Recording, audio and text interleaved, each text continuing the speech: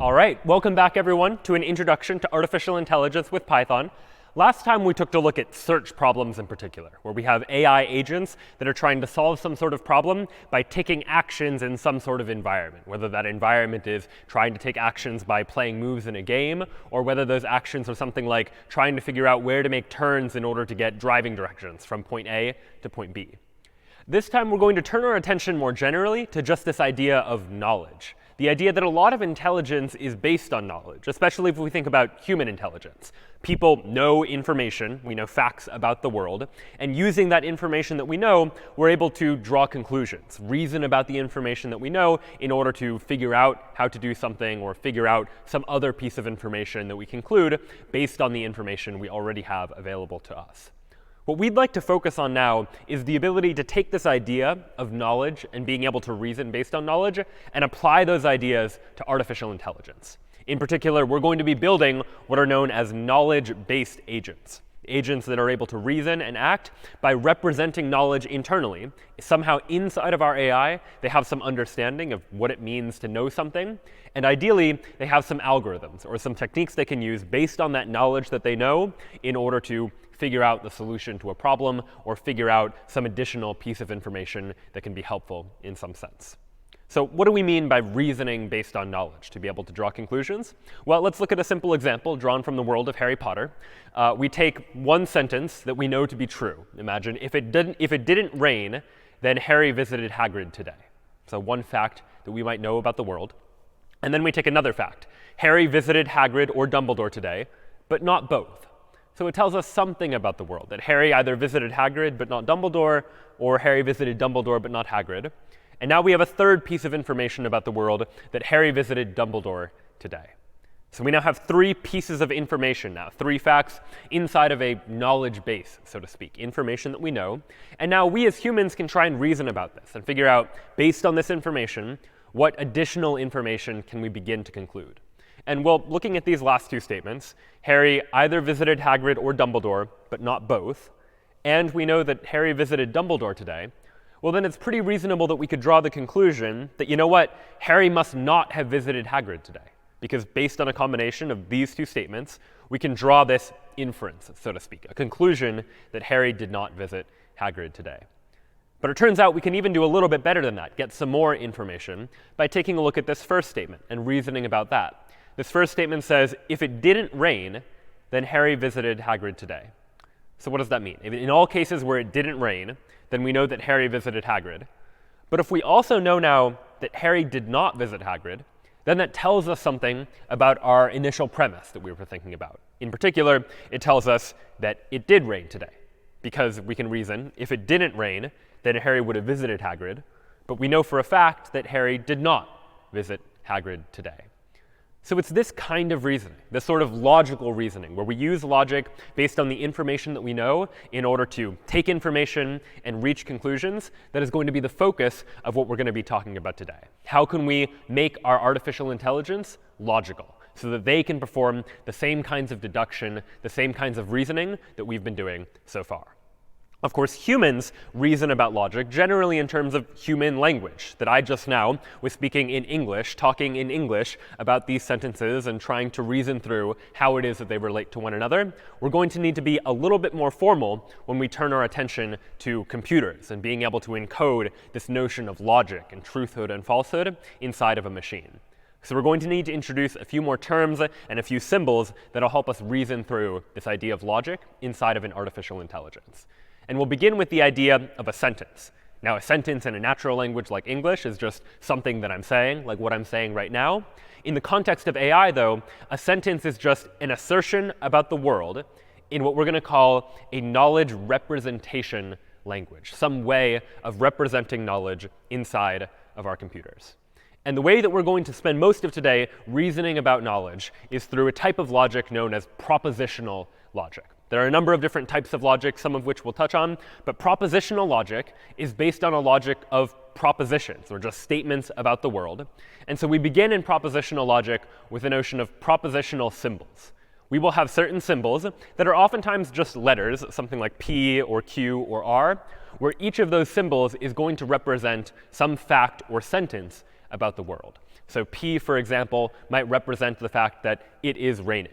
And so P is going to be a symbol that represents that idea. And Q, for example, might represent Harry visited Hagrid today.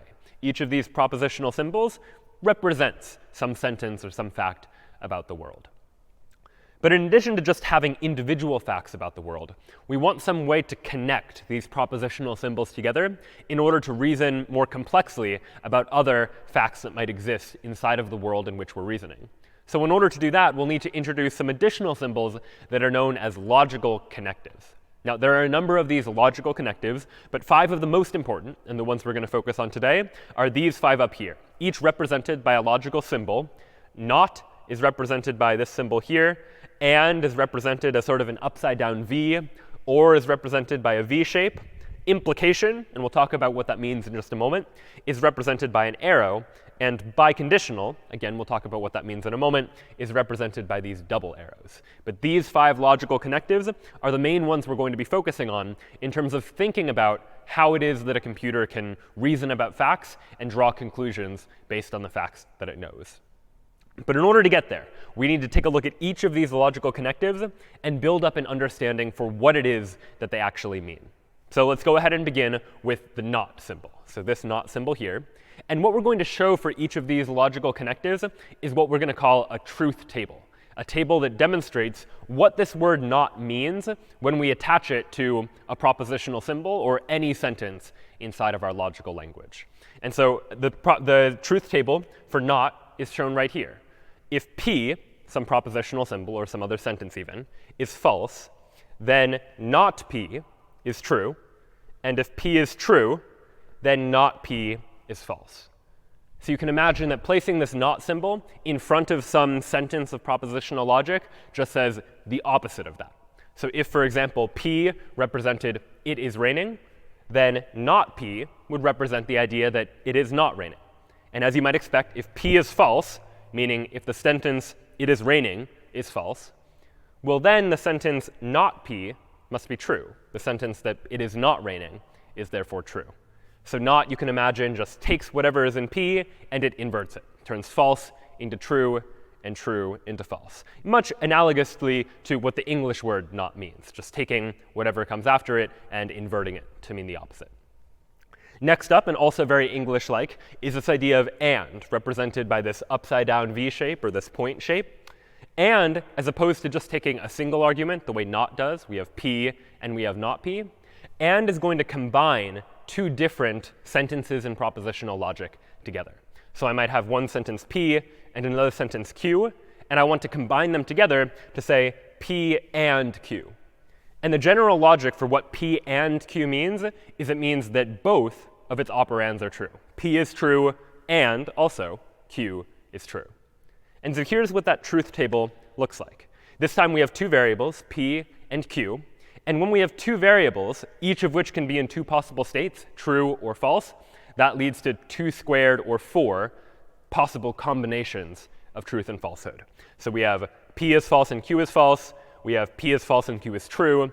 P is true and Q is false. And then P and Q both are true. And those are the only 4 possibilities for what P and Q could mean.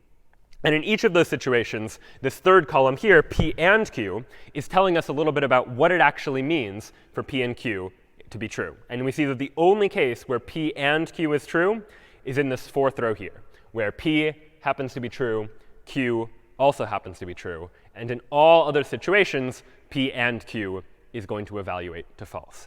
So this, again, is much in line with what our intuition of and might mean. If I say P and Q, I probably mean that I expect both P and Q to be true.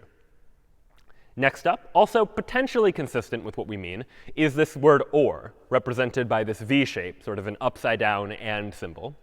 And or, as the name might suggest, is true if either of its arguments are true. As long as P is true or Q is true, then P or Q is going to be true.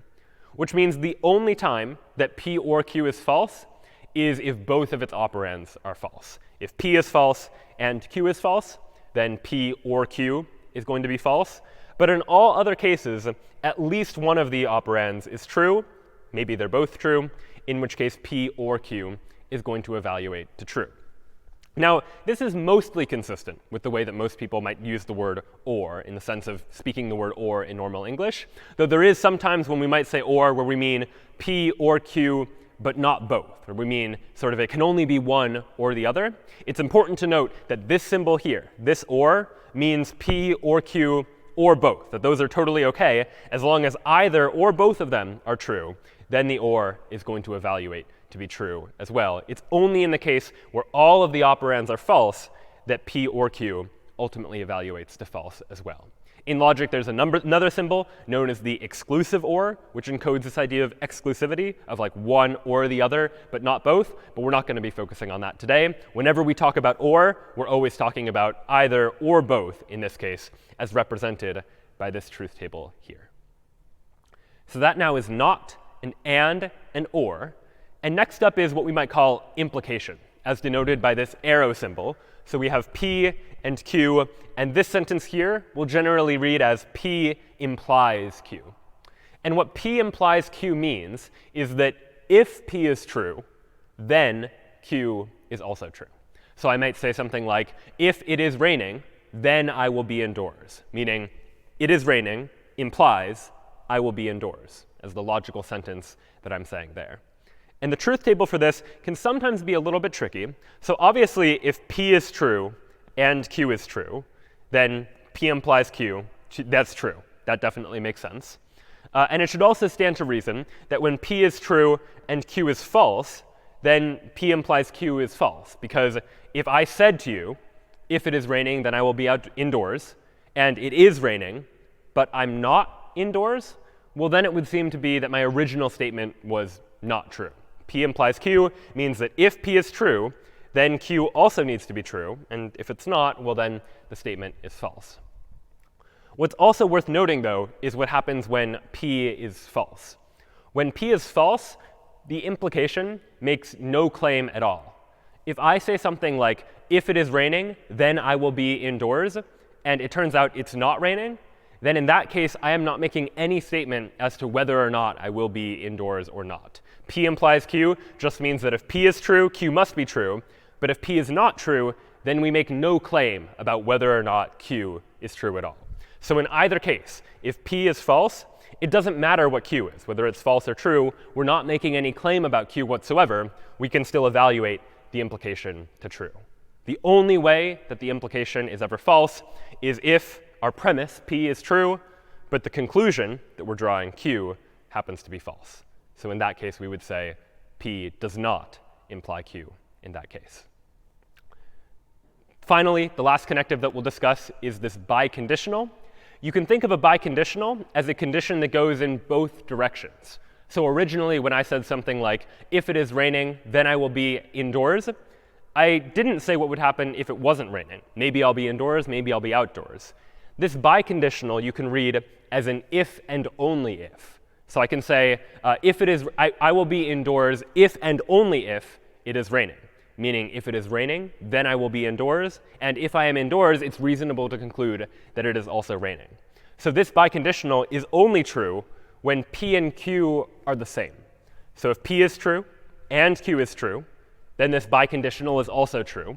P implies Q, but also the reverse is true. Q also implies P.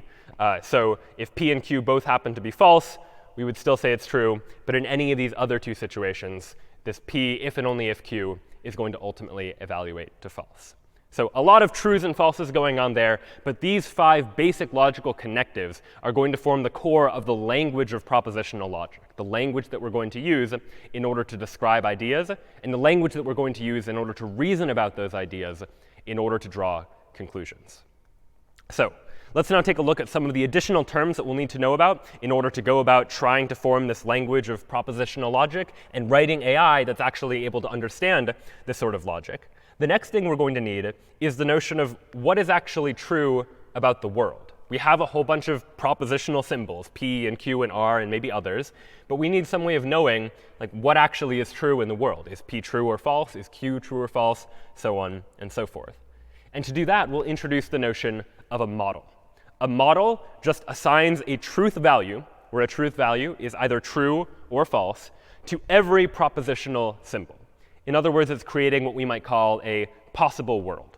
So let me give an example. If, for example, I have two propositional symbols, P is it is raining, and Q is it is a Tuesday, a model just takes each of these two symbols and assigns a truth value to them, either true or false. So here's a sample model. In this model, in other words, in this possible world, it is possible that P is true, meaning it is raining, and Q is false, meaning it is not a Tuesday.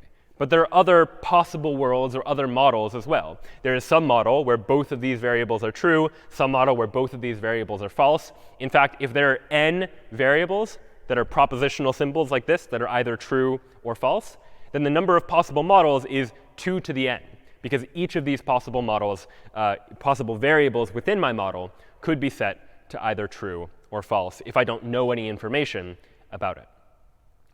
So now that I have the symbols and the connectives that I'm going to need in order to construct these parts of knowledge, we need some way to represent that knowledge. And to do so, we're going to allow our AI access to what we'll call a knowledge base.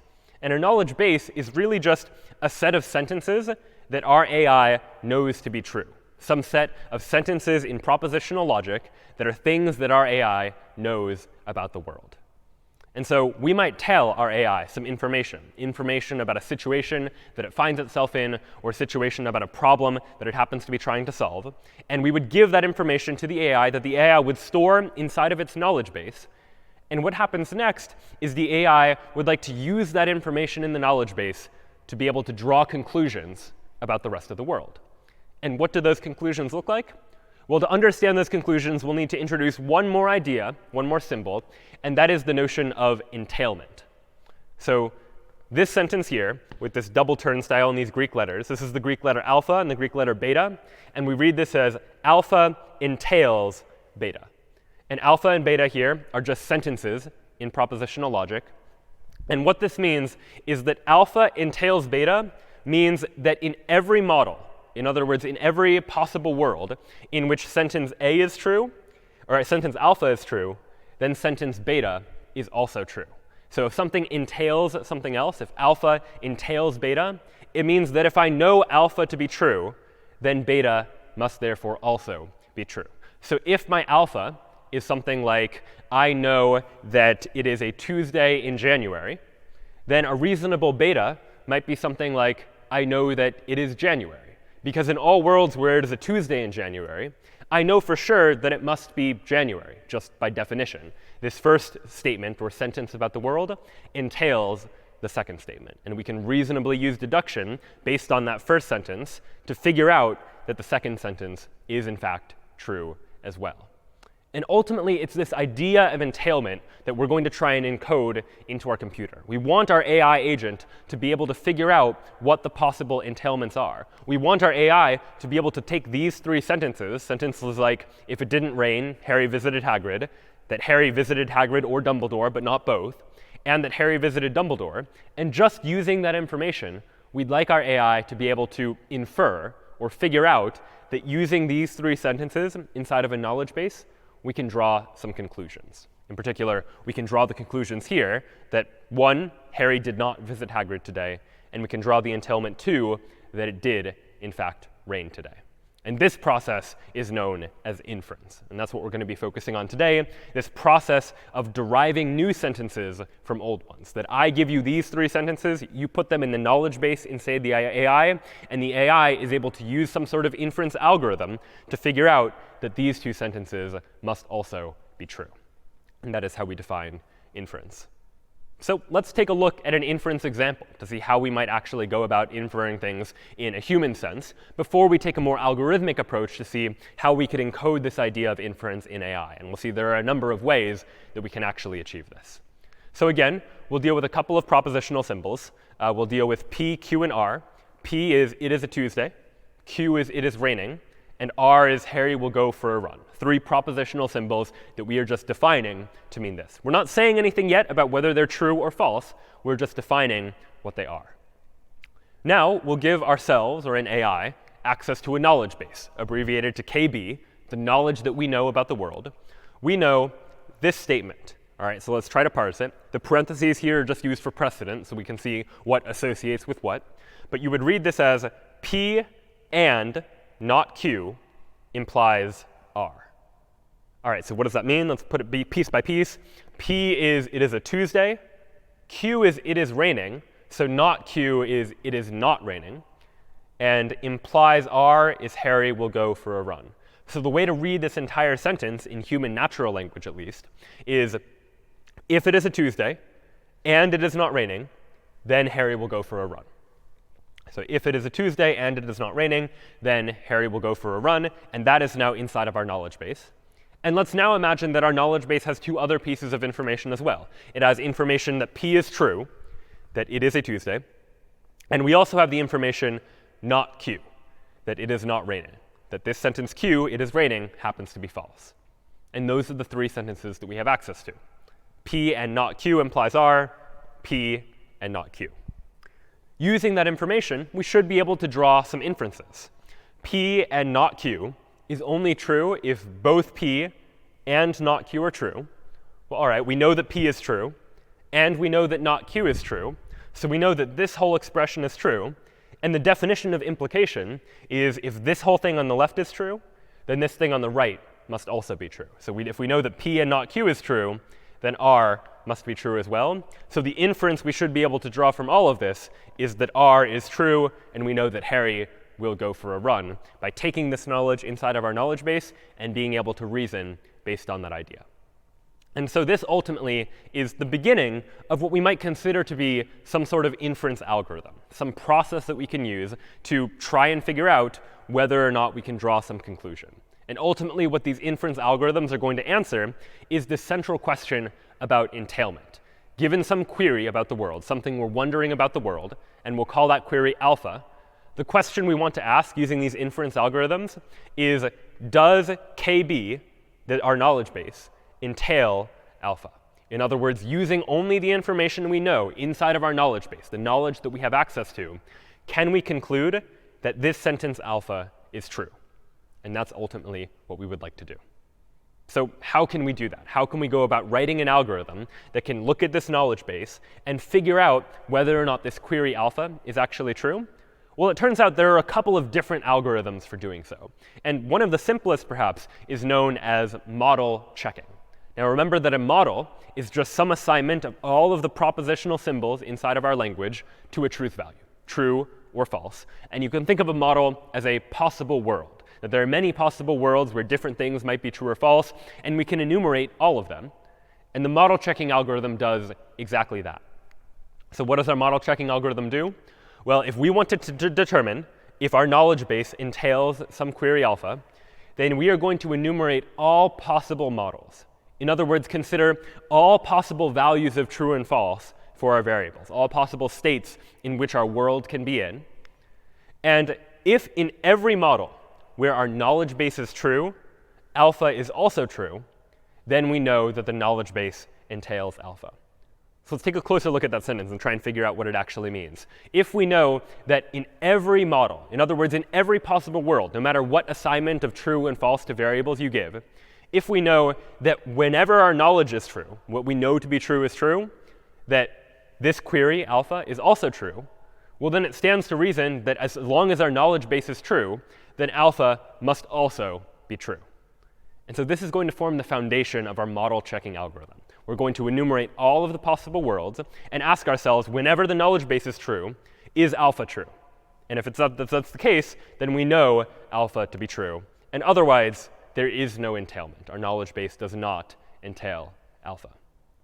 All right, so this is a little bit abstract, but let's take a look at an example to try and put real propositional symbols to this idea. So again, we'll work with the same example. P is it is a Tuesday. Q is it is raining. R is Harry will go for a run. Our knowledge base contains these pieces of information. P and not Q implies R. We also know P, it is a Tuesday, and not Q, it is not raining. And our query, our alpha in this case, the thing we want to ask is R. We want to know, is it guaranteed, is it entailed that Harry will go for a run? So the first step is to enumerate all of the possible models. We have 3 propositional symbols here, P, Q, and R, which means we have 2 to the 3rd power, or 8 possible models. All false, false, false, true, false, true, false, false, true, true, etc. 8 possible ways that you could assign true and false to all of these models. And we might ask in each one of them, is the knowledge base true? Here are the set of things that we know. In which of these worlds could this knowledge base possibly apply to? In which worlds is this knowledge base true? Well, in the knowledge base, for example, we know P. Like, we know it is a Tuesday, which means we know that these first four rows where P is false, none of those are going to be true or going to work for this particular knowledge base. Our knowledge base is not true in those worlds. Likewise, we also know not Q. We know that it is not raining. So any of these models where Q is true, like these two and these two here, those aren't going to work either because we know that Q is not true. And finally, we also know that P and not Q implies R, which means that when P is true, where P is true here, and Q is false in these two, then R must be true. And if ever P is true, Q is false, but R is also false, well, that doesn't satisfy this implication here. That implication does not hold true under those situations. So we could say that for our knowledge base, we can conclude under which of these possible worlds is our knowledge base true, and under which of the possible worlds is our knowledge base false. And it turns out there is only one possible world where our knowledge base is actually true. In some cases, there might be multiple possible worlds where the knowledge base is true. But in this case, it just so happens that there's only one possible world where we can definitively say something about our knowledge base. And in this case, we would look at the query. The query of R, is R true? R is true. And so as a result, we can draw that conclusion. And so this is this idea of model checking. Enumerate all the possible models and look in those possible models to see whether or not, if our knowledge base is true, is the query in question true as well. So let's now take a look at how we might actually go about writing this in a programming language like Python. Take a look at some actual code that would encode this notion of propositional symbols and logic and these connectives like and or and not and implication and so forth, and see what that code might actually look like. So I've written in advance a logic library that's more detailed than we need to worry about entirely today. But the important thing is that we have one class for every type of logical symbol or connective that we might have. So we just have one class for logical symbols, for example, where every symbol is going to represent and store some name for that particular symbol. And we also have a class for not that takes an operand. So we might say not one symbol to say something is not true or some other sentence is not true. We have one for and, one for or, so on and so forth. And I'll just demonstrate how this works. And you can take a look at the actual logic.py later on. But I'll go ahead and call this file harry.py. We're going to store information about this world of Harry Potter, for example. So I'll go ahead and import from my logic module. I'll import everything. And in this library, in order to create a symbol, you use capital S symbol. And I'll create a symbol for rain to mean it is raining, for example. And I'll create a symbol for Hagrid to mean Harry visited Hagrid is what this symbol is going to mean. So this symbol means it is raining. This symbol means Harry visited Hagrid. And I'll add another symbol called Dumbledore for Harry visited Dumbledore. Now I'd like to save these symbols so that I can use them later as I do some logical analysis. So I'll go ahead and save each one of them inside of a variable. So like rain, Hagrid, and Dumbledore. So you could call the variables anything. And now that I have these logical symbols, I can use logical connectives to combine them together. So for example, if I have a sentence like and rain and Hagrid, for example, which is not necessarily true, but just for demonstration, I can now try and print out sentence.formula, which is a function I wrote that takes a sentence in propositional logic and just prints it out so that we, the programmers, can now see this in order to get an understanding for how it actually works. So if I run Python harry.py, what we'll see is this sentence in propositional logic, rain and Hagrid. This is the logical representation of what we have here in our Python program of saying and whose arguments are rain and Hagrid. So we're saying rain and Hagrid by encoding that idea. And this is quite common in Python object-oriented programming, where you have a number of different classes, and you pass arguments into them in order to create a new and object, for example, in order to represent this idea. But now what I'd like to do is somehow encode the knowledge that I have about the world in order to solve that problem from the beginning of class, where we talked about trying to figure out who Harry visited and trying to figure out if it's raining or if it's not raining. And so what knowledge do I have? I'll go ahead and create a new variable called knowledge. And what do I know? Well, I know the very first sentence that we talked about was the idea that if it is not raining, then Harry will visit Hagrid. So all right, how do I encode the idea that it is not raining? Well, I can use not and then the rain symbol. So here's me saying that it is not raining. And now the implication is that if it is not raining, then Harry visited Hagrid. So I'll wrap this inside of an implication to say, if it is not raining, this first argument to the implication, well then Harry visited Hagrid. So I'm saying implication, the premise is that it's not raining, and if it is not raining, then Harry visited Hagrid. And I can print out knowledge.formula to see the logical formula equivalent of that same idea. So I run Python of harry.py, and this is the logical formula that we see as the result, which is a text-based version of what we were looking at before. That if it is not raining, then that implies that Harry visited Hagrid. But there was additional information that we had access to as well. In this case, we had access to the fact that Harry visited either Hagrid or Dumbledore. So how do I encode that? Well, this means that in my knowledge, I've really got multiple pieces of knowledge going on. I know one thing and another thing and another thing. So I'll go ahead and wrap all of my knowledge inside of an and. And I'll move things on to new lines just for good measure. But I know multiple things, so I'm saying knowledge is an and of multiple different sentences. I know multiple different sentences to be true. One such sentence that I know to be true is this implication, that if it is not raining, then Harry visited Hagrid. Another such sentence that I know to be true is or Hagrid Dumbledore. In other words, so Hagrid or Dumbledore is true, because I know that Harry visited Hagrid or Dumbledore. But I know more than that, actually. That initial sentence from before said that Harry visited Hagrid or Dumbledore, but not both.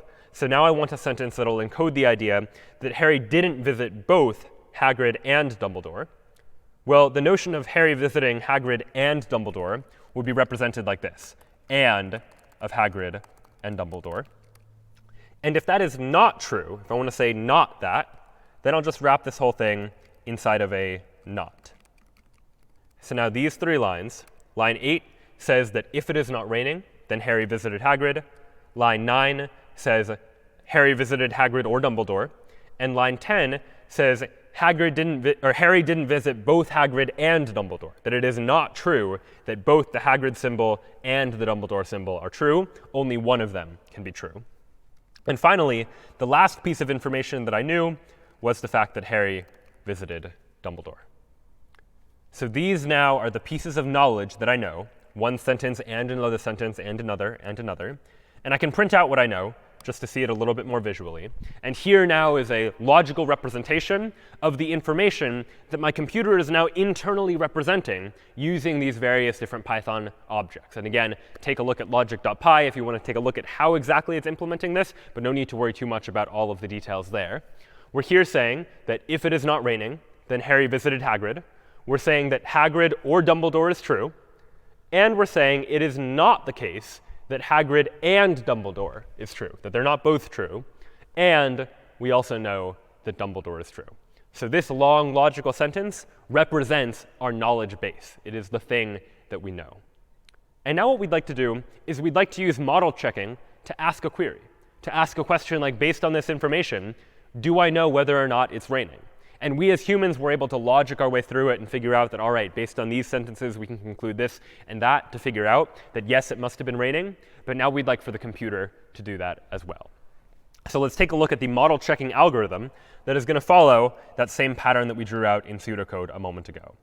So I've defined a function here in logic.py that you can take a look at called model check. Model check takes two arguments, the knowledge that I already know and the query. And the idea is, in order to do model checking, I need to enumerate all of the possible models. And for each of the possible models, I need to ask myself, is the knowledge base true? And is the query true? So the first thing I need to do is somehow enumerate all of the possible models, meaning for all possible symbols that exist, I need to assign true and false to each one of them and see whether or not it's still true. And so here's the way we're going to do that. We're going to start, so I've defined another helper function internally that we'll get to in just a moment. But this function starts by getting all of the symbols in both the knowledge and the query, by figuring out what symbols am I dealing with. In this case, the symbols I'm dealing with are Rain and Hagrid and Dumbledore, but there might be other symbols depending on the problem. And we'll take a look soon at some examples of situations where ultimately we're going to need some additional symbols in order to represent the problem. And then we're going to run this check all function, which is a helper function that's basically going to recursively call itself, checking every possible configuration of propositional symbols. So we start out by looking at this check all function, and what do we do? So if not symbols means if we've finished assigning all of the symbols, we've assigned every symbol a value. So far we haven't done that, but if we ever do, then we check. In this model, is the knowledge true? That's what this line is saying. If we evaluate the knowledge propositional logic formula using the model's assignment of truth values, is the knowledge true? If the knowledge is true, then we should return true only if the query is true. Because if the knowledge is true, we want the query to be true as well in order for there to be entailment. Otherwise, we don't know that otherwise there won't be an entailment if there's ever a situation where what we know in our knowledge is true, but the query, the thing we're asking, happens to be false. So this line here is checking that same idea, that in all worlds where the knowledge is true, the query must also be true. Otherwise, we can just return true, because if the knowledge isn't true, then we don't care. This is equivalent to when we were enumerating this table from a moment ago. In all situations where the knowledge base wasn't true, all of these 7 rows here, we didn't care whether or not our query was true or not. We only care to check whether the query is true when the knowledge base is actually true, which was just this green highlighted row right there. So that logic is encoded using that statement there. And otherwise, if we haven't assigned symbols yet, which we haven't seen anything yet, then the first thing we do is pop one of the symbols. I make a copy of the symbols first, just to save an existing copy. But I pop one symbol off of the remaining symbols so that I just pick one symbol at random. And I create one copy of the model where that symbol is true. And I create a second copy of the model where that symbol is false. So I now have 2 copies of the model, one where the symbol is true and one where the symbol is false. And I need to make sure that this entailment holds in both of those models. So I recursively check all on the model where the statement is true and check all on the model where the statement is false. So again, you can take a look at that function to try to get a sense for how exactly this logic is working. But in effect, what it's doing is recursively calling this check all function again and again and again. And on every level of the recursion, we're saying, let's pick a new symbol that we haven't yet assigned, assign it to true, and assign it to false, and then check to make sure that the entailment holds in both cases. Because ultimately, I need to check every possible world. I need to take every combination of symbols and try every combination of true and false in order to figure out whether the entailment relation actually holds. So that function we've written for you. But in order to use that function inside of harry.py, what I'll write is something like this. I would like to model check based on the knowledge, and then I provide as a second argument what the query is, what the thing I want to ask is. And what I want to ask in this case is it raining? So model check, again, takes 2 arguments. The first argument is the information that I know, this knowledge, which in this case is this information that was given to me at the beginning. And the second argument, rain, is encoding the idea of the query. What am I asking? I would like to ask, based on this knowledge, do I know for sure that it is raining? And I can try and print out the result of that. And when I run this program, I see that the answer is true. That based on this information, I can conclusively say that it is raining, because using this model checking algorithm, we were able to check that in every world where this knowledge is true, it is raining. In other words, there is no world where this knowledge is true and it is not raining. So you can conclude that it is, in fact, raining. And this sort of logic can be applied to a number of different types of problems. That if confronted with a problem where some sort of logical deduction can be used in order to try to solve it, you might try thinking about what propositional symbols you might need in order to represent that information, and what statements in propositional logic you might use in order to encode that information which you know. And this process of trying to take a problem and figure out what propositional symbols to use in order to encode that idea or how to represent it logically is known as knowledge engineering. That software engineers and AI engineers will take a problem and try and figure out how to distill it down into knowledge that is representable by a computer.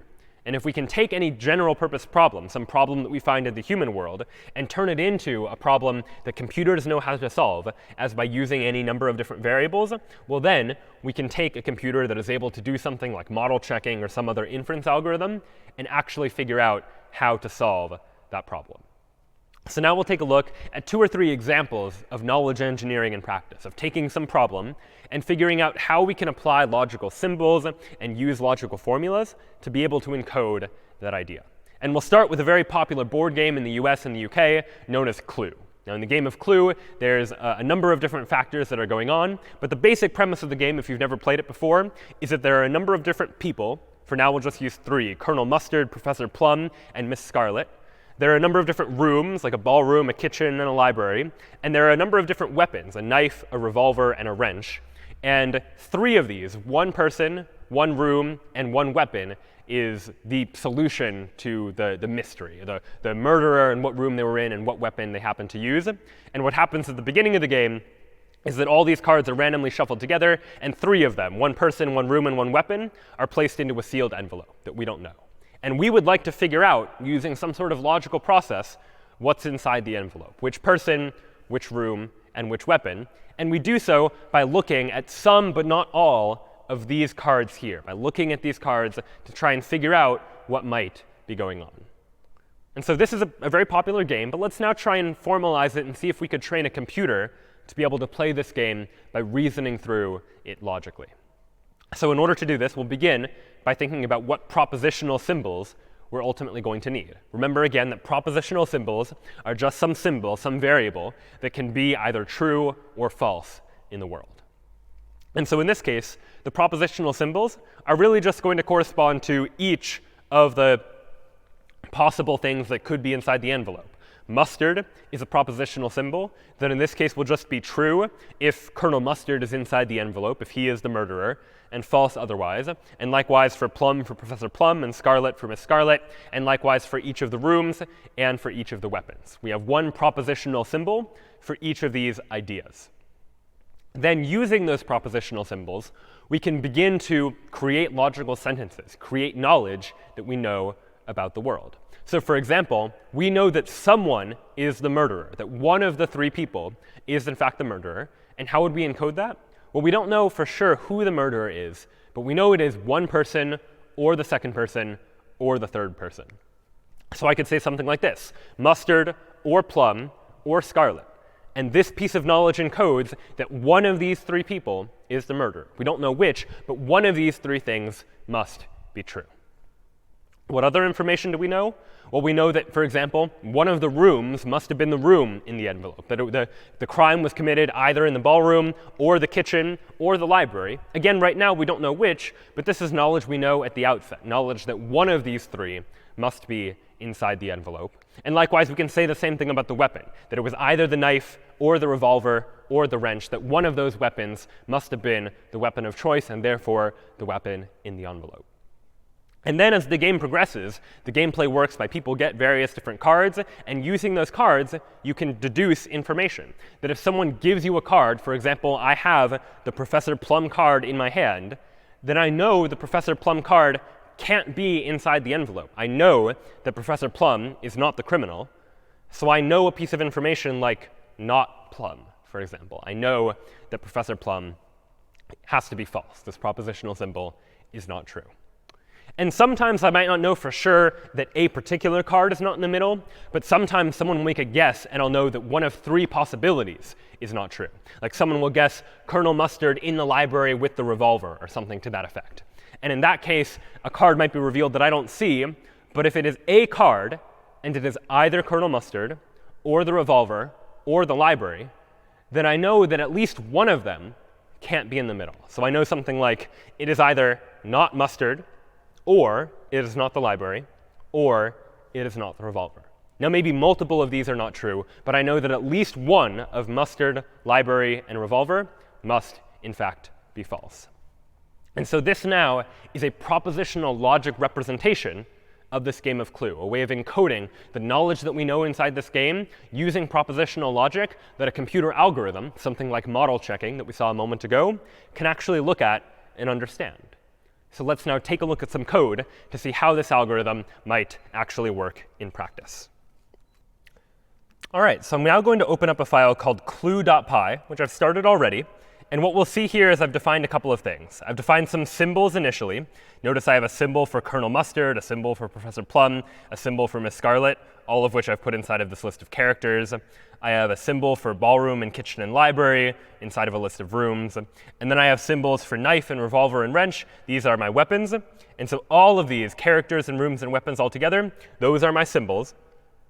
And now I also have this check knowledge function. And what the check knowledge function does is it takes my knowledge, and it's going to try and draw conclusions about what I know.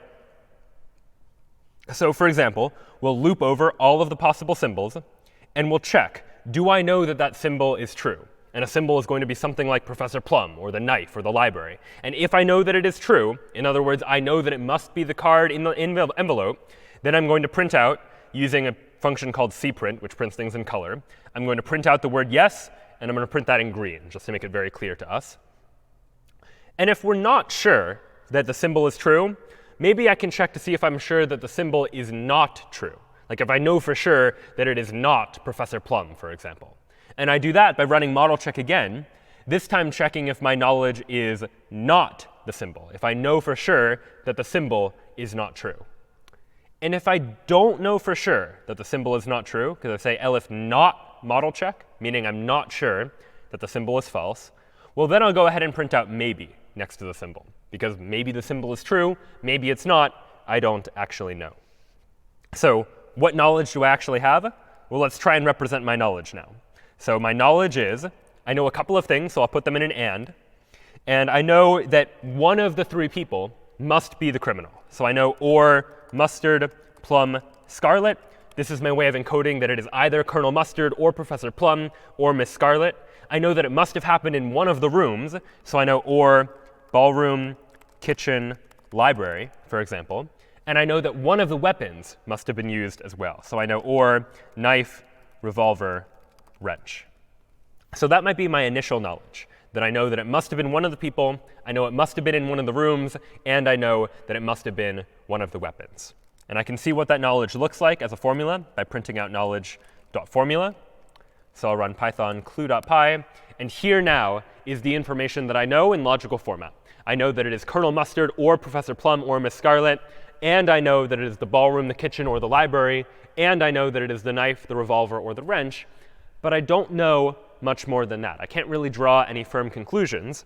And in fact, we can see that if I try and do, let me go ahead and run my knowledge check function on my knowledge. Knowledge check is this function that or check knowledge rather, is this function that I just wrote that looks over all of the symbols and tries to see what conclusions I can actually draw about any of the symbols. So I'll go ahead and run clue.py and see what it is that I know. And it seems that I don't really know anything for sure. I have all three people are maybes, all three of the rooms are maybes, all three of the weapons are maybes. I don't really know anything for certain just yet. But now let me try and add some additional information and see if additional information, additional knowledge, can help us to logically reason our way through this process. And we are just going to provide the information. Our AI is going to take care of doing the inference and figuring out what conclusions it's able to draw. So I start with some cards, and those cards tell me something. So if I have the Colonel Mustard card, for example, I know that the mustard symbol must be false. In other words, mustard is not the one in the envelope, is not the criminal. So I can say knowledge supports something called, every and in this library supports .add, which is a way of adding knowledge or adding an additional logical sentence to an and clause. So I can say knowledge.add, not mustard. Right? I happen to know, because I have the mustard card, that Colonel Mustard is not the suspect. And maybe I have a couple of other cards too. Maybe I also have a card for the kitchen, so I know it's not the kitchen. And maybe I have another card that says that it is not the revolver. So I have three cards, Colonel Mustard, the kitchen, and the revolver. And I encode that into my AI this way by saying it's not Colonel Mustard, it's not the kitchen, and it's not the revolver, and I know those to be true. So now, when I rerun clue.py, we'll see that I've been able to eliminate some possibilities. Before, I wasn't sure if it was the knife or the revolver or the wrench. The knife was maybe, revolver was maybe, wrench is maybe. Now I'm down to just the knife and the wrench. Between those two, I don't know which one it is. They're both maybes. But I've been able to eliminate the revolver, which is one that I know to be false because I have the revolver card. And so additional information might be acquired over the course of this game, and we would represent that just by adding knowledge to our knowledge set, our knowledge base that we've been building here. So if, for example, we additionally got the information that someone made a guess. Someone guessed, like, Miss Scarlet in the library with the wrench. And we know that a card was revealed, which means that one of those three cards, either Miss Scarlet or the library or the wrench, one of those at minimum must not be inside of the envelope. So I could add some knowledge. Say knowledge.add. And I'm going to add an or clause, because I don't know for sure which one it's not, but I know one of them is not in the envelope. So it's either not Scarlet, or it's not the library. And or supports multiple arguments. I can say it's also or not the wrench. So at least one of those needs Scarlet, library, and wrench. At least one of those needs to be false. I don't know which, though. Maybe it's multiple. Maybe it's just one. But at least one, I know, needs to hold. And so now if I rerun clue.py, I don't actually have any additional information just yet. Nothing I can say conclusively. I still know that maybe it's Professor Plum, maybe it's Miss Scarlet. I haven't eliminated any options. But let's imagine that I get some more information, that someone shows me the Professor Plum card, for example. So I say, all right, let's go back here, knowledge.add, not Plum. So I have the Professor Plum card. I know that Professor Plum is not in the middle. I rerun clue.py. And all right, now I'm able to draw some conclusions. Now I've been able to eliminate Professor Plum, and the only person it could left remaining be is Miss Scarlet. So I know, yes, Miss Scarlet, this variable must be true. And I've been able to infer that based on the information I already had. Now between the ballroom and the library and the knife and the wrench, for those two, I'm still not sure. So let's add one more piece of information. Let's say that I know that it's not the ballroom. Someone has shown me the ballroom card, so I know it's not the ballroom, which means at this point I should be able to conclude that it's the library. Let's see. I'll say knowledge.add, not the ballroom. And we'll go ahead and run that. And it turns out that after all of this, not only can I conclude that I know that it's the library, but I also know that the weapon was the knife. And that might have been an inference that was a little bit trickier, something I wouldn't have realized immediately. But the AI, via this model checking algorithm, is able to draw that conclusion, that we know for sure that it must be Miss Scarlet in the library with the knife. And how did we know that? Well, we know it from this or clause up here, that we know that it's either not Scarlet, or it's not the library, or it's not the wrench. And given that we know that it is Miss Scarlet, and we know that it is the library, then the only remaining option for the weapon is that it is not the wrench, which means that it must be the knife. So we as humans now can go back and reason through that, even though it might not have been immediately clear. And that's one of the advantages of using an AI or some sort of algorithm in order to do this, is that the computer can exhaust all of these possibilities and try and figure out what the solution actually should be. And so for that reason, it's often helpful to be able to represent knowledge in this way. Knowledge engineering, some situation where we can use a computer to be able to represent knowledge and draw conclusions based on that knowledge. And anytime we can translate something into propositional logic symbols like this type of approach can be useful. So you might be familiar with logic puzzles, where you have to puzzle your way through trying to figure something out. This is what a classic logic puzzle might look like. Something like Gilderoy, Minerva, Pomona, and Horace each belong to a different one of the four houses: Gryffindor, Hufflepuff, Ravenclaw, and Slytherin.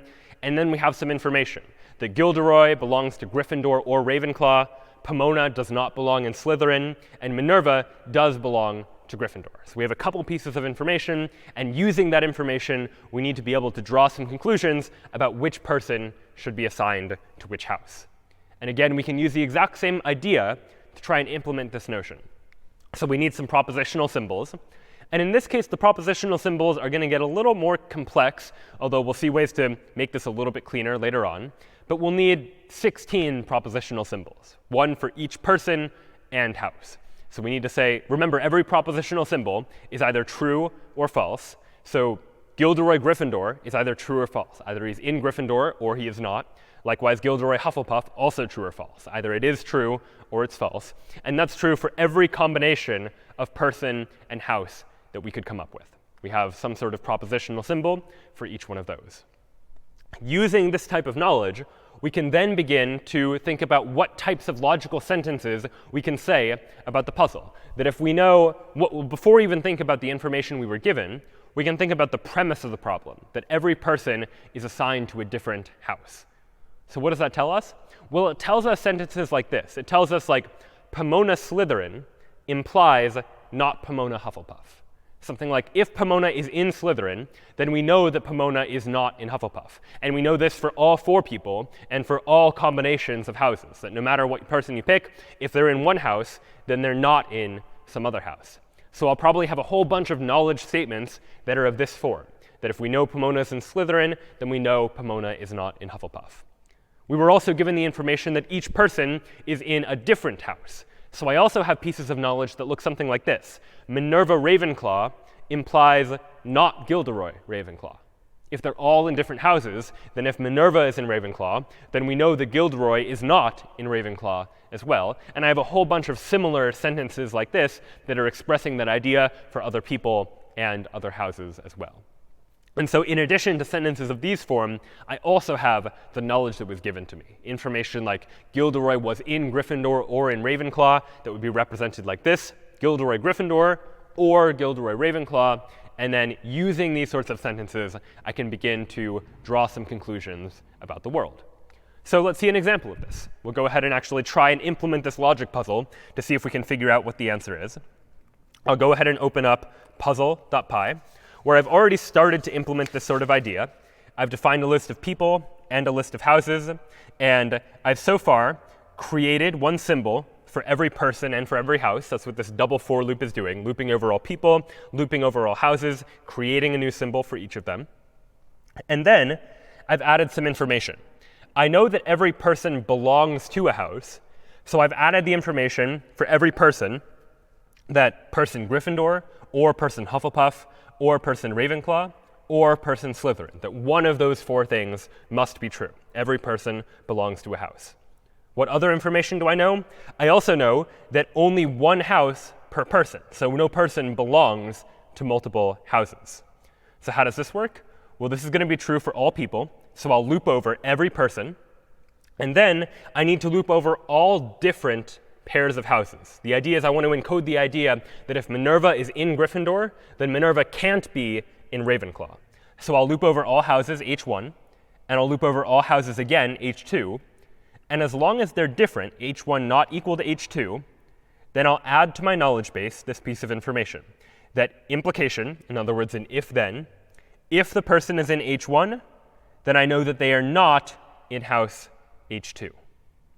So these lines here are encoding the notion that for every person, if they belong to house 1, then they are not in house 2. And the other piece of logic we need to encode is the idea that every house can only have one person. In other words, if Pomona is in Hufflepuff, then nobody else is allowed to be in Hufflepuff either. And that's the same logic, but sort of backwards. I loop over all of the houses and loop over all different pairs of people. So I loop over people once, loop over people again, and only do this when the people are different, p1 not equal to p2. And I add the knowledge that if, as given by the implication, if person 1 belongs to the house, then it is not the case that person 2 belongs to the same house. So here I'm just encoding the knowledge that represents the problem's constraints. I know that everyone's in a different house. I know that any person can only belong to one house. And I can now take my knowledge and try and print out the information that I happen to know. So I'll go ahead and print out knowledge.formula just to see this in action. And I'll go ahead and skip this for now, but we'll come back to this in a second. Let's print out the knowledge that I know by running Python puzzle.py. It's a lot of information, a lot that I have to scroll through, because there's 16 different variables all going on. But the basic idea, if we scroll up to the very top, is I see my initial information.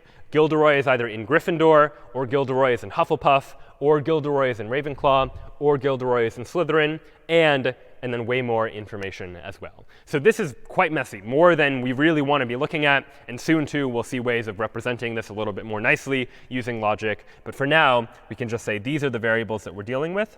And now we'd like to add some information. So the information we're going to add is Gilderoy is in Gryffindor, or he is in Ravenclaw. So that knowledge was given to us. So I'll go ahead and say knowledge.add. And I know that either or Gilderoy Gryffindor or Gilderoy Ravenclaw. One of those two things must be true. I also know that Pomona was not in Slytherin, so I can say knowledge.add not this symbol, not the Pomona Slytherin symbol. And then I can add the knowledge that Minerva is in Gryffindor by adding the symbol Minerva Gryffindor. So those are the pieces of knowledge that I know. And this loop here at the bottom just loops over all of my symbols, checks to see if the knowledge entails that symbol by calling this model check function again. And if it does, if we know the symbol is true, we print out the symbol. So now I can run Python puzzle.py, and Python is going to solve this puzzle for me. We're able to conclude that Gilderoy belongs to Ravenclaw, Pomona belongs to Hufflepuff, Minerva to Gryffindor, and Horace to Slytherin, just by encoding this knowledge inside the computer, although it was quite tedious to do in this case. And as a result, we were able to get the conclusion from that as well. And you can imagine this being applied to many sorts of different deductive situations. So not only these situations where we're trying to deal with Harry Potter characters in this puzzle, but if you've ever played games like Mastermind, where you're trying to figure out which order different colors go in and trying to make predictions about it, I could tell you, for example, let's play a simplified version of Mastermind where there are 4 colors, red, blue, green, and yellow, and they're in some order, but I'm not telling you what order. You just have to make a guess, and I'll tell you of red, blue, green, and yellow how many of the 4 you got in the right position. So a simplified version of this game. You might make a guess like red, blue, green, yellow, and I would tell you something like 2 of those 4 are in the correct position, but the other 2 are not. Then you could reasonably make a guess and say, all right, let's try this. Blue, red, green, yellow. Try switching 2 of them around. And this time, maybe I tell you, you know what? None of those are in the correct position.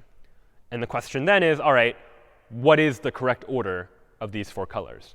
And we as humans could begin to reason this through. All right, well, if none of these were correct, but 2 of these were correct, well, it must have been because I switched the red and the blue, which means red and blue here must be correct, which means green and yellow are probably not correct. You can begin to do this sort of deductive reasoning.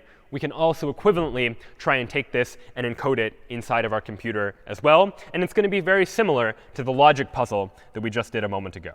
So I won't spend too much time on this code because it is fairly similar. But again, we have a whole bunch of colors and 4 different positions in which those colors can be. And then we have some additional knowledge. And I encode all of that knowledge. And you can take a look at this code on your own time. But I just want to demonstrate that when we run this code, run Python mastermind.py, and run and see what we get, we ultimately are able to compute red 0 in the 0 position, blue in the 1 position, yellow in the 2 position, and green in the 3 position as the ordering of those symbols. Now, ultimately, what you might have noticed is this process was taking quite a long time. And in fact, model checking is not a particularly efficient algorithm, right? What I need to do in order to model check is take all of my possible different variables and enumerate all of the possibilities that they could be in. If I have n variables, I have 2 to the n possible worlds that I need to be looking through in order to perform this model checking algorithm. And this is probably not tractable, especially as we start to get to much larger and larger sets of data where we have many, many more variables that are at play. Right here, we only have a relatively small number of variables, so this sort of approach can actually work. But as the number of variables increases, model checking becomes less and less good of a way of trying to solve these sorts of problems. So while it might have been OK for something like Mastermind to conclude that this is indeed the correct sequence where all 4 are in the correct position, what we'd like to do is come up with some better ways to be able to make inferences rather than just enumerate all of the possibilities. And to do so, what we'll transition to next is the idea of inference rules, some sort of rules that we can apply to take knowledge that already exists and translate it into new forms of knowledge. And the general way we'll structure an inference rule is by having a horizontal line here. Anything above the line is going to represent a premise, something that we know to be true. And then anything below the line will be the conclusion that we can arrive at after we apply the logic from the inference rule that we're going to demonstrate. So we'll do some of these inference rules by demonstrating them in English first, but then translating them into the world of propositional logic so you can see what those inference rules actually look like. So for example, let's imagine that I have access to two pieces of information. I know, for example, that if it is raining, then Harry is inside, for example. And let's say I also know it is raining. Then most of us could reasonably then look at this information and conclude that, all right, Harry must be inside. This inference rule is known as modus ponens, and it's phrased more formally in logic as this. If we know that alpha implies beta, in other words, if alpha, then beta, and we also know that alpha is true, then we should be able to conclude that beta is also true. We can apply this inference rule to take these two pieces of information and generate this new piece of information. Notice that this is a totally different approach from the model checking approach, where the approach was look at all of the possible worlds and see what's true in each of these worlds. Here, we're not dealing with any specific world.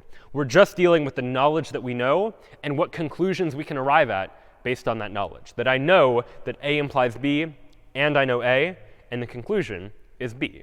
And this should seem like a relatively obvious rule, that of course, if alpha, then beta, and we know alpha, then we should be able to conclude that beta is also true. And that's going to be true for many, but maybe even all, of the inference rules that we'll take a look at. You should be able to look at them and say, yeah, of course that's going to be true.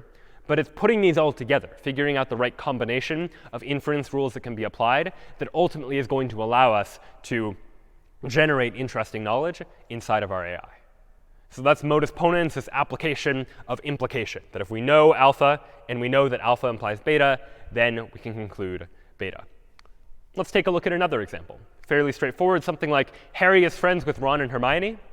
Based on that information, we can reasonably conclude Harry is friends with Hermione. That must also be true. And this inference rule is known as and elimination.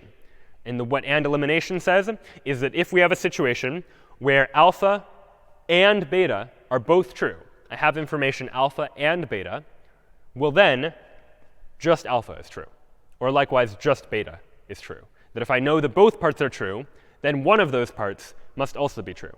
Again, something obvious from the point of view of human intuition, but a computer needs to be told this kind of information. To be able to apply the inference rule, we need to tell the computer that this is an inference rule that you can apply, so the computer has access to it and is able to use it in order to translate information from one form to another. In addition to that, let's take a look at another example of an inference rule. Something like, it is not true that Harry did not pass the test. Bit of a tricky sentence to parse. I'll read it again. It is not true, or it is false, that Harry did not pass the test. Well, if it is false that Harry did not pass the test, then the only reasonable conclusion is that Harry did pass the test. And so this, instead of being and elimination, is what we call double negation elimination. That if we have two negatives inside of our premise, then we can just remove them altogether. They cancel each other out. One turns true to false, and the other one turns false back into true.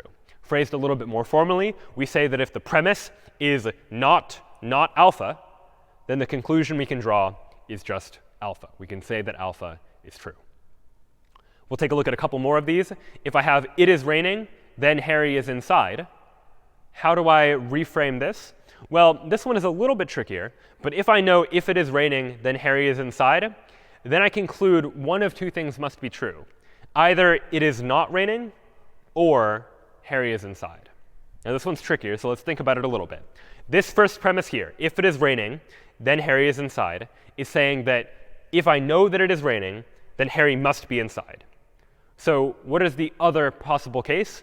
Well, if Harry is not inside, then I know that it must not be raining. So one of those two situations must be true.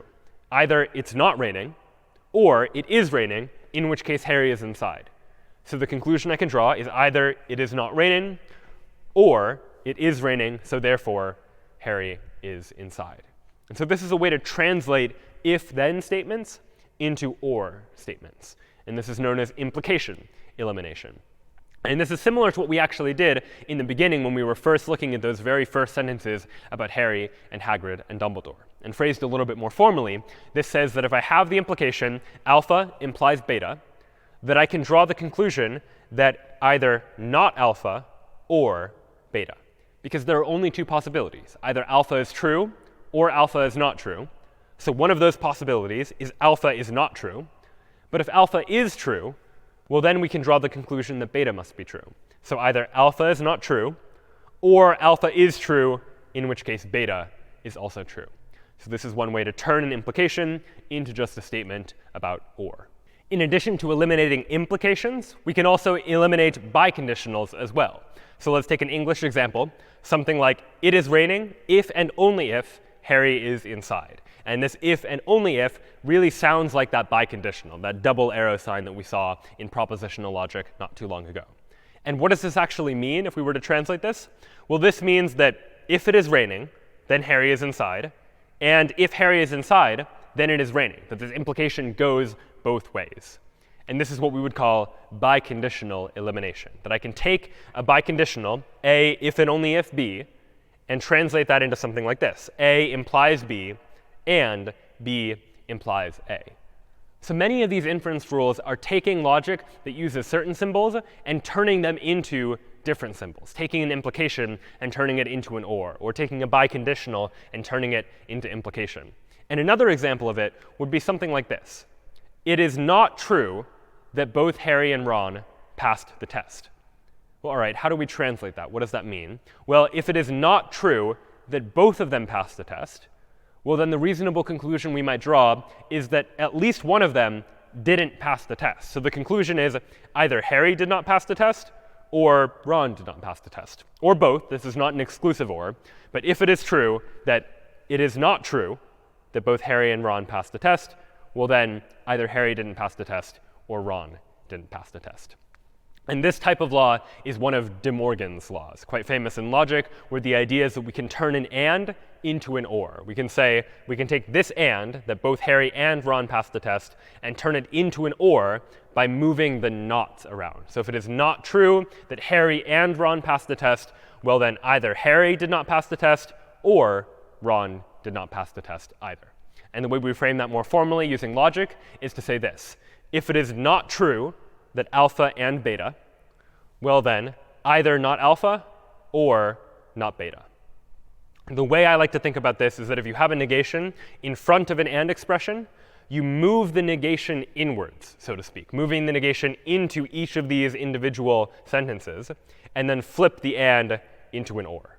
So the negation moves inwards, and the and flips into an or. So I go from not A and B to not A or not B. And there's actually a reverse of De Morgan's law that goes in the other direction for something like this. If I say, it is not true that Harry or Ron passed the test, meaning neither of them passed the test, well, then the conclusion I can draw is that Harry did not pass the test and Ron did not pass the test. So in this case, instead of turning an and into an or, we're turning an or into an and. But the idea is the same. And this, again, is another example of De Morgan's laws. And the way that works is that if I have not A or B this time, the same logic's going to apply. I'm going to move the negation inwards, and I'm going to flip the or into an and. So if not A or B, meaning it is not true that A or B, or alpha or beta, then I can say not alpha and not beta, moving the negation inwards in order to make that conclusion. So those are De Morgan's laws, and a couple other inference rules that are worth just taking a look at. One is the distributive law that works this way. So if I have alpha and beta or gamma, well then, much in the same way that you can use in math, use distributive laws to distribute operands like addition and multiplication, I can do a similar thing here, where I can say if alpha and beta or gamma, then I can say something like alpha and beta or alpha and gamma, that I've been able to distribute this and sign throughout this expression. So this is an example of the distributive property or the distributive law as applied to logic in much the same way that you would distribute like a multiplication over the addition of something, for example. This works the other way too. So if, for example, I have alpha or beta and gamma, I can distribute the or throughout the expression. I can say alpha or beta and alpha or gamma. So the distributive law works in that way too, and it's helpful if I want to take an or and move it into the expression. And we'll see an example soon of why it is that we might actually care to do something like that. All right, so now we've seen a lot of different inference rules. And the question now is, how can we use those inference rules to actually try and draw some conclusions, to actually try and prove something about entailment, proving that given some initial knowledge base, we would like to find some way to prove that a query is true? Well, one way to think about it is actually to think back to what we talked about last time, when we talked about search problems. Recall again that search problems have some sort of initial state. They have actions that you can take from one state to another, as defined by a transition model that tells you how to get from one state to another. We talked about testing to see if you're at a goal, and then some path cost function to see how many steps did you have to take, or how costly was the solution that you found. Now that we have these inference rules that take some set of sentences in propositional logic and get us some new set of sentences in propositional logic, we can actually treat those sentences, or those sets of sentences, as states inside of a search problem. So if we want to prove that some query is true, prove that some logical theorem is true, we can treat theorem proving as a form of a search problem. I can say that we begin in some initial state, where that initial state is the knowledge base that I begin with, the set of all of the sentences that I know to be true. What actions are available to me? Well, the actions are any of the inference rules that I can apply at any given time. The transition model just tells me, after I apply the inference rule, here is the new set of all of the knowledge that I have, which will be the old set of knowledge, plus some additional inference that I've been able to draw, much as in the same way we saw what we got when we applied those inference rules and got some sort of conclusion. That conclusion gets added to our knowledge base, and our transition model will encode that. What is the goal test? Well, our goal test is checking to see if we have proved the statement we're trying to prove, if the thing we're trying to prove is inside of our knowledge base. And the path cost function, the thing we're trying to minimize, is maybe the number of inference rules that we needed to use, the number of steps, so to speak, inside of our proof. And so here we've been able to apply the same types of ideas that we saw last time with search problems to something like trying to prove something about knowledge by taking our knowledge and framing it in terms that we can understand as a search problem, with an initial state, with actions, with a transition model. So this shows up a couple of things. One being how versatile search problems are, that they can be the same types of algorithms that we use to solve a maze or figure out how to get from point A to point B inside of driving directions, for example, can also be used as a theorem proving method of taking some sort of starting knowledge base and trying to prove something about that knowledge. So this, yet again, is a second way, in addition to model checking, to try and prove that certain statements are true. But it turns out there's yet another way that we can try and apply inference, and we'll talk about this now, which is not the only way, but certainly one of the most common, which is known as resolution. And resolution is based on another inference rule that we'll take a look at now, quite a powerful inference rule that will let us prove anything that can be proven about a knowledge base. And it's based on this basic idea. Let's say I know that either Ron is in the Great Hall or Hermione is in the library. And let's say I also know that Ron is not in the Great Hall. Based on those two pieces of information, what can I conclude? Well, I could pretty reasonably conclude that Hermione must be in the library. How do I know that? Well, it's because these two statements, these two what we'll call complementary literals, literals that complement each other, they're opposites of each other, seem to conflict with each other. This sentence tells us that either Ron is in the Great Hall or Hermione is in the library. So if we know that Ron is not in the Great Hall, that conflicts with this one, which means Hermione must be in the library. And this we can frame as a more general rule known as the unit resolution rule, a rule that says that if we have P or Q, and we also know not P, well then from that we can reasonably conclude Q. That if P or Q are true, and we know that P is not true, the only possibility is for Q to then be true. And this, it turns out, is quite a powerful inference rule in terms of what it can do, in part because we can quickly start to generalize this rule. This Q right here doesn't need to just be a single propositional symbol. It could be multiple, all chained together in a single clause, as we'll call it. So if I had something like P or Q1 or Q2 or Q3, so on and so forth, up until Qn, so I had n different other variables, and I have not P, Well, then what happens when these two complement each other is that these two clauses resolve, so to speak, to produce a new clause that is just q1 or q2 all the way up to qn. And in an OR, the order of the arguments in the OR doesn't actually matter. The p doesn't need to be the first thing. It could have been in the middle. But the idea here is that if I have p in one clause and not p in the other clause, well, then I know that one of these remaining things must be true. I've resolved them in order to produce a new clause. But it turns out we can generalize this idea even further, in fact, and display even more power that we can have with this resolution rule. So let's take another example. Let's say, for instance, that I know the same piece of information, that either Ron is in the Great Hall or Hermione is in the library. And the second piece of information I know is that Ron is not in the Great Hall or Harry is sleeping. So it's not just a single piece of information. I have two different clauses, and we'll define clauses more precisely in just a moment. What do I know here? Well, again, for any propositional symbol, like Ron is in the Great Hall, there are only two possibilities. Either Ron is in the Great Hall, in which case, based on resolution, we know that Harry must be sleeping, or Ron is not in the Great Hall, in which case we know, based on the same rule, that Hermione must be in the library. Based on those two things in combination, I can say, based on these two premises, that I can conclude that either Hermione is in the library or Harry is sleeping. So again, because these two conflict with each other, I know that one of these two must be true. And you can take a closer look and try and reason through that logic. Make sure you convince yourself that you believe this conclusion. Stated more generally, we can name this resolution rule by saying that if we know P or Q is true, and we also know that not P or R is true, we resolve these two clauses together to get a new clause, Q or R, that either Q or R must be true. And again, much as in the last case, Q and R don't need to just be single propositional symbols. It could be multiple symbols. So if I had a rule that had P or Q1 or Q2 or Q3, so on and so forth, up until Qn, where n is just some number, and likewise, I had not P or R1 or R2, so on and so forth, up until Rm, where m, again, is just some other number, I can resolve these two clauses together to get one of these must be true, Q1 or Q2 up until Qn, or R1 or R2 up until Rm. And this is just a generalization of that same rule we saw before.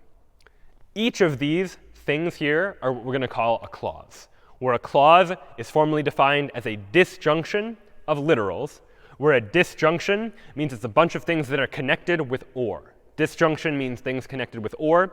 Conjunction, meanwhile, is things connected with and. And a literal is either a propositional symbol or the opposite of a propositional symbol. So it's something like P or Q or not P or not Q. Those are all propositional symbols or not of the propositional symbols, and we call those literals.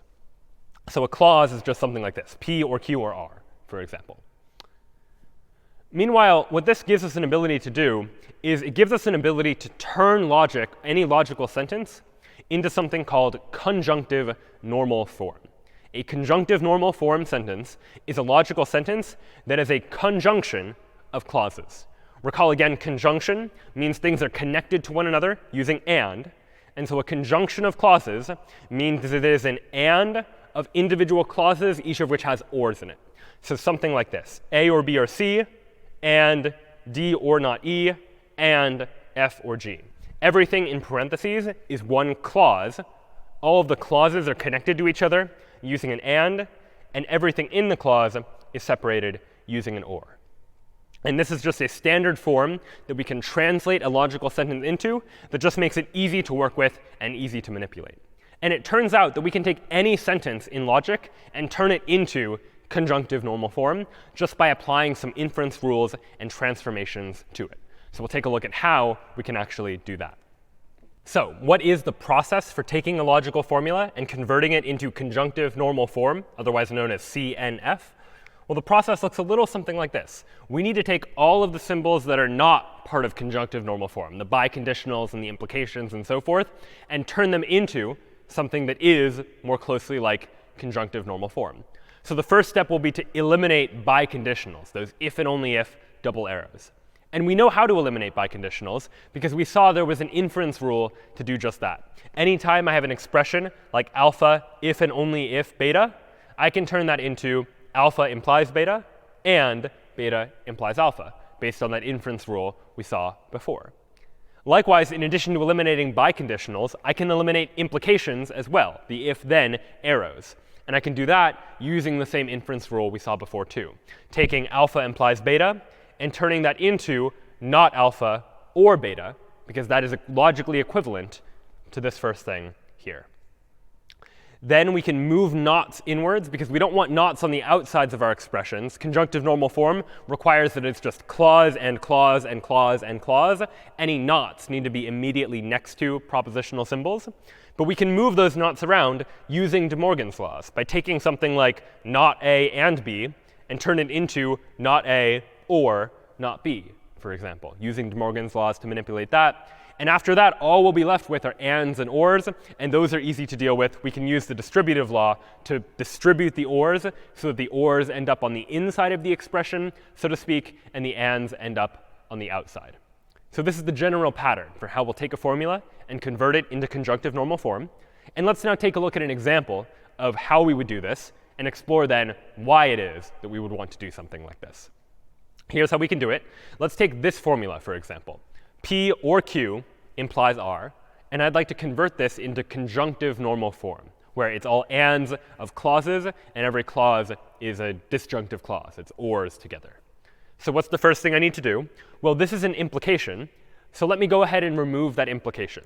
Using the implication inference rule, I can turn P or Q into P or Q implies R into not P or Q or R. So that's the first step. I've gotten rid of the implication. And next, I can get rid of the not on the outside of this expression too. I can move the knots inwards so they're closer to the literals themselves by using De Morgan's laws. And De Morgan's law says that not P or Q is equivalent to not P and not Q. Again, here just applying the inference rules that we've already seen in order to translate these statements. And now I have two things that are separated by an or, where this thing on the inside is an and. What I'd really like is to move the ors so the ors are on the inside, because conjunctive normal form means I need clause and clause and clause and clause. And so to do that, I can use the distributive law. If I have not P and not Q or R, I can distribute the or R to both of these to get not P or R and not Q or R using the distributive law.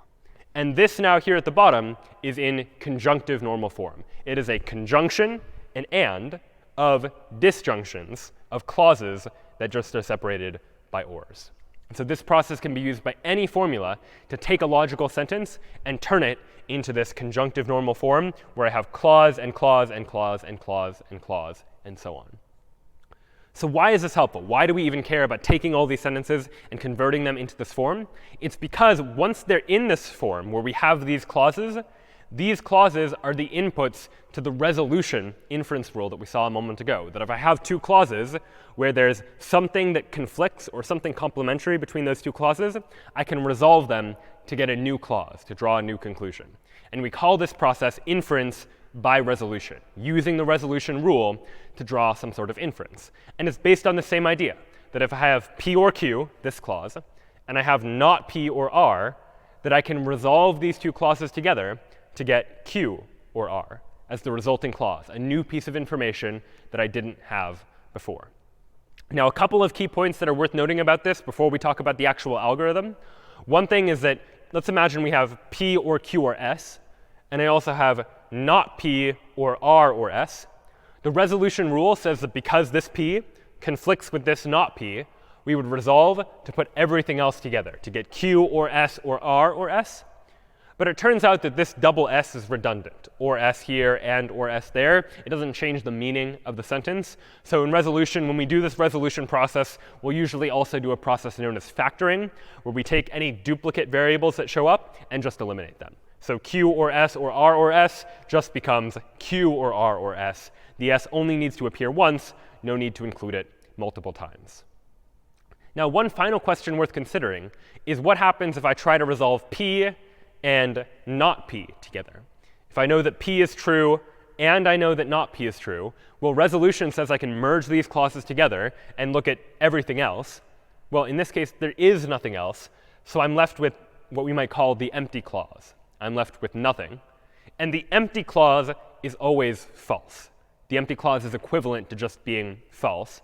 And that's pretty reasonable, because it's impossible for both P and not P to both hold at the same time. P is either true or it's not true, which means that if P is true, then this must be false.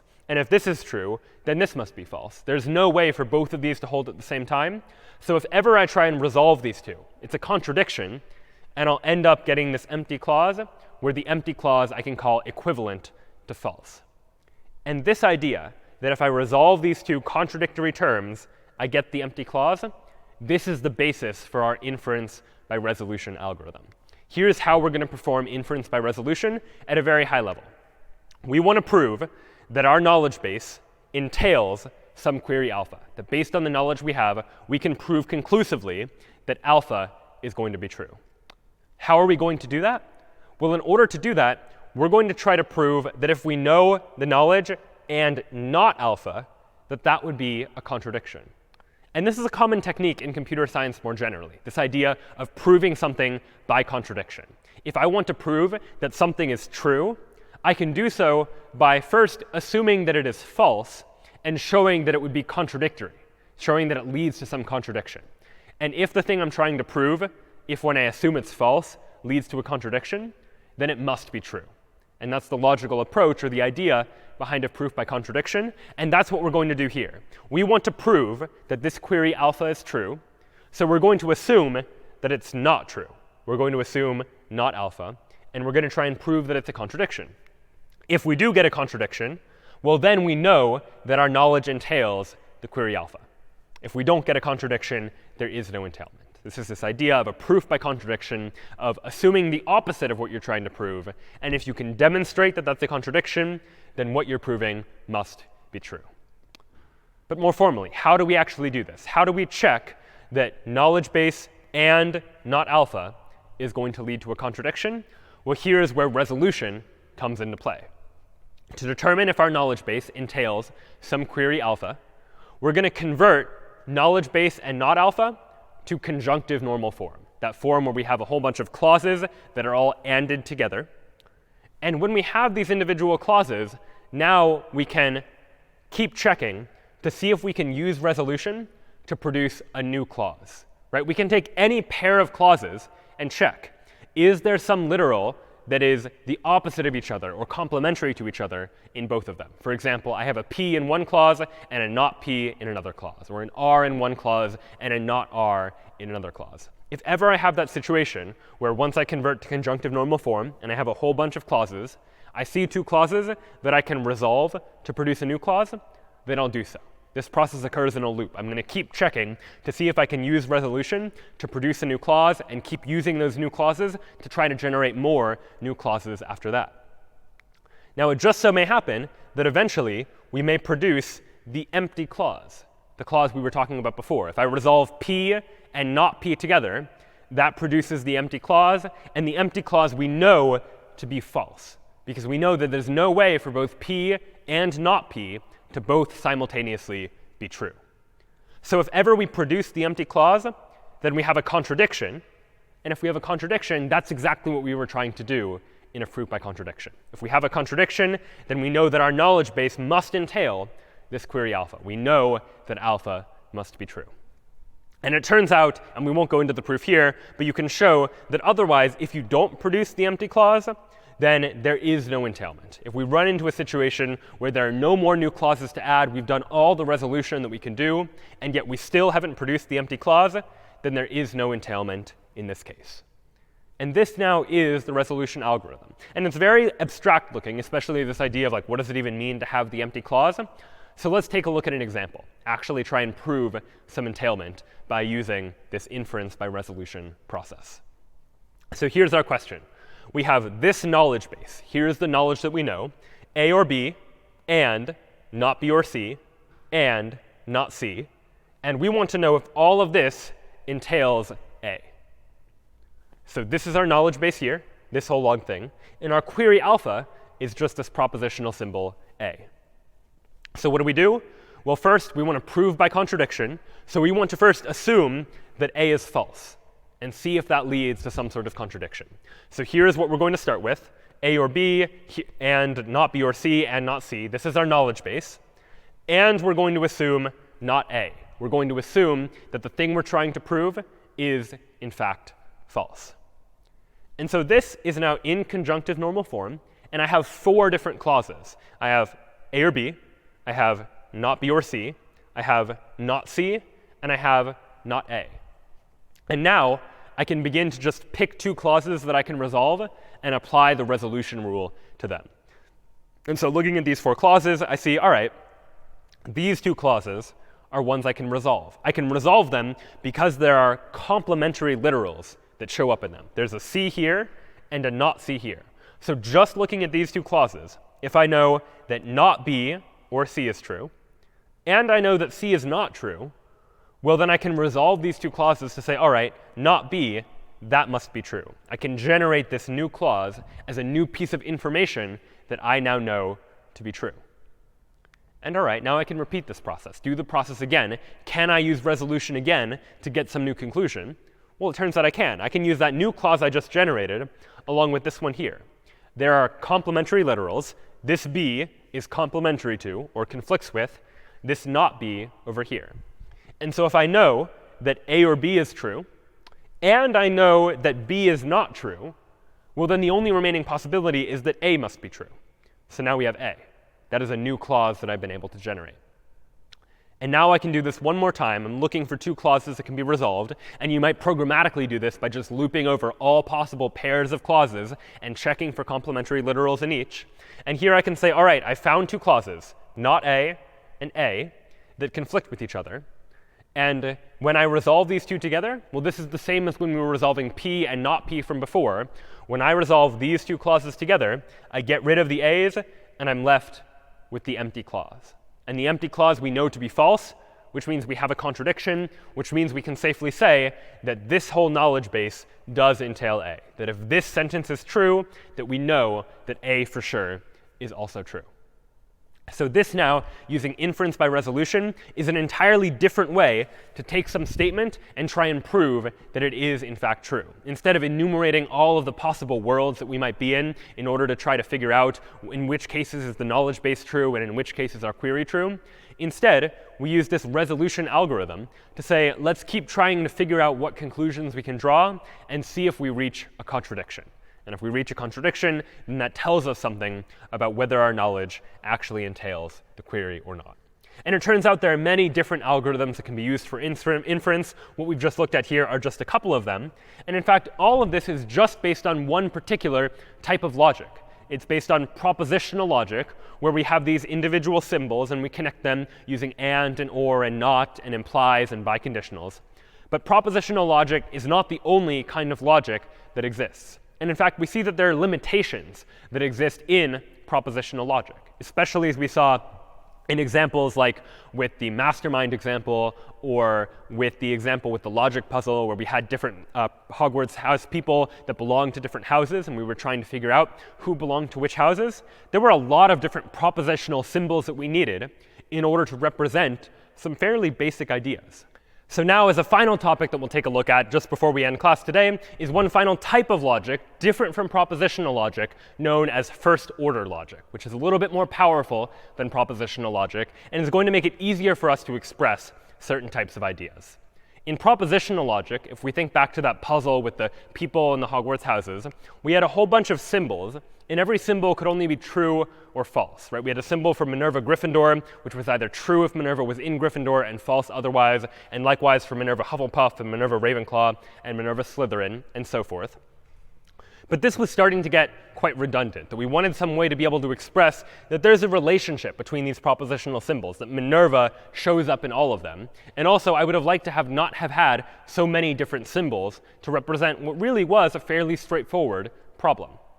So first-order logic will give us a different way of trying to deal with this idea by giving us 2 different types of symbols.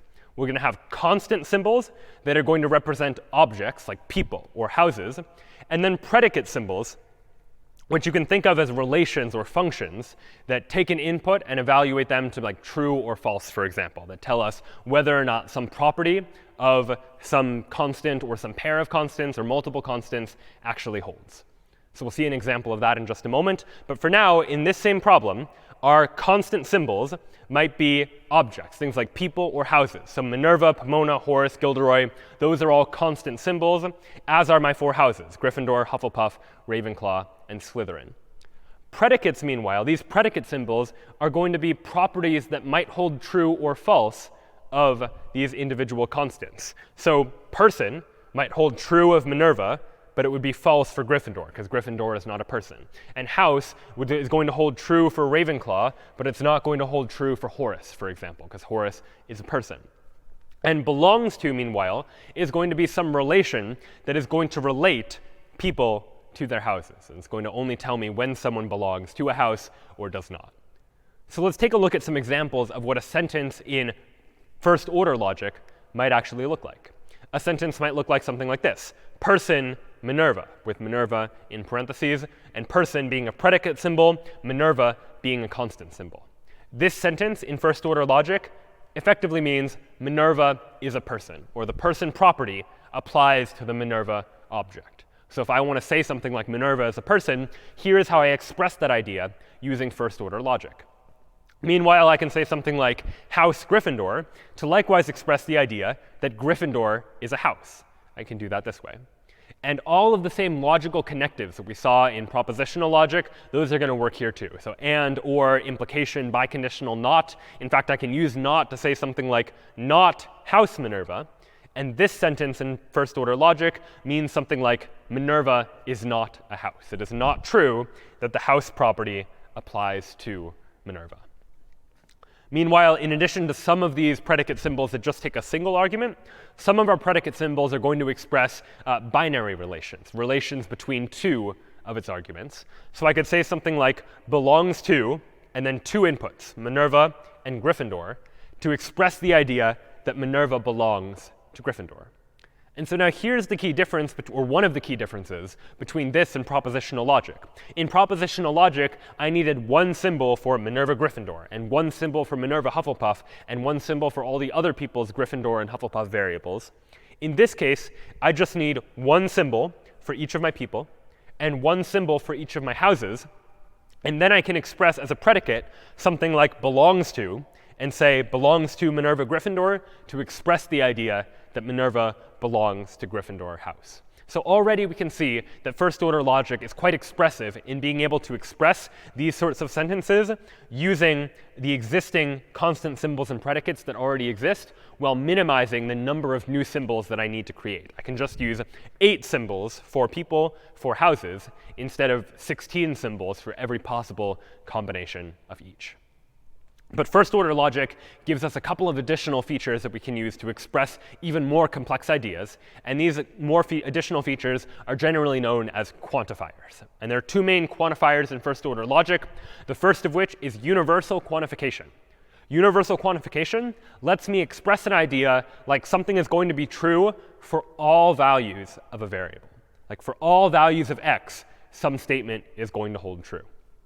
So what might a sentence in universal quantification look like?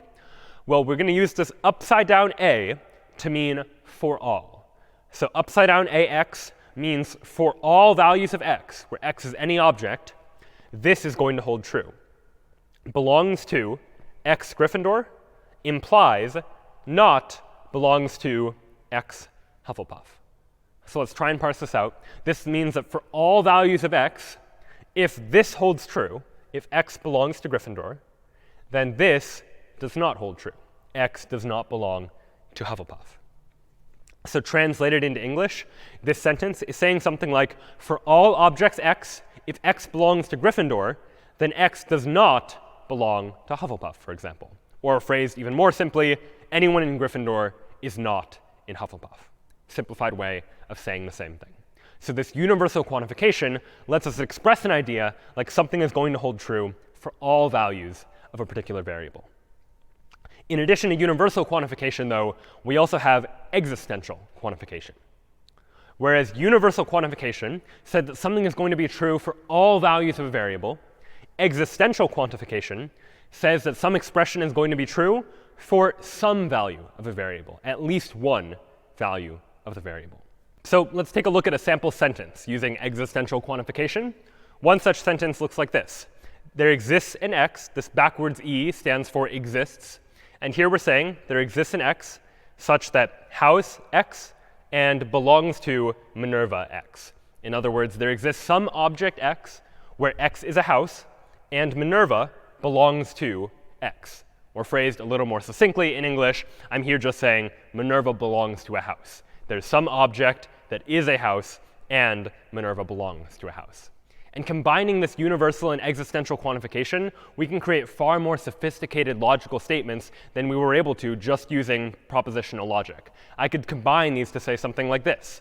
For all x, person x implies there exists a y such that house y and belongs to xy. All right, so a lot of stuff going on there, a lot of symbols. Let's try and parse it out and just understand what it's saying.